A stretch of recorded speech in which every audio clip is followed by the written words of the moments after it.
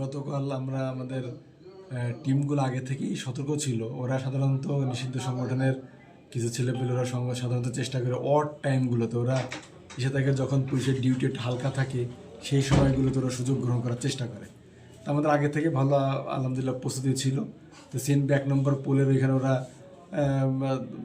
10 থেকে 12 জন ছেলেপেলে জড় হয়েছিল, কোনো মিছিল দেওয়ার প্রস্তুতি নিচ্ছিল। সেখান থেকে আমরা ধাওয়া করে একজনকে ধরে ফেলি। পরে তার তথ্য ভিত্তিতে আরেকটা ছেলেকে আমরা সাগরদী এলাকা থেকে আটক করি, মেডিকেশনের সামনে থেকে। তো ওই দুজনকে ফরওয়ার্ড করা হয়েছে মামলায়, তাদের বিরুদ্ধে সন্দিগ্ধ আসামি হিসেবে তাকে ফরওয়ার্ড করা হয়েছে।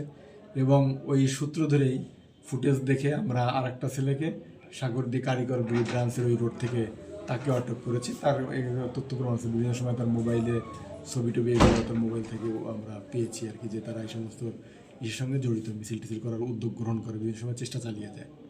এ বিষয়ে পুলিশেরা সক্রিয় থাকবে কিনা? অবশ্যই আমরা তৎপর আছি, ইনশাআল্লাহ আমরা সর্বোচ্চ চেষ্টা করছি যে কোনো রকম বিশৃঙ্খলার পরিবেশ যেন তারা সৃষ্টি করতে না পারে। ধন্যবাদ।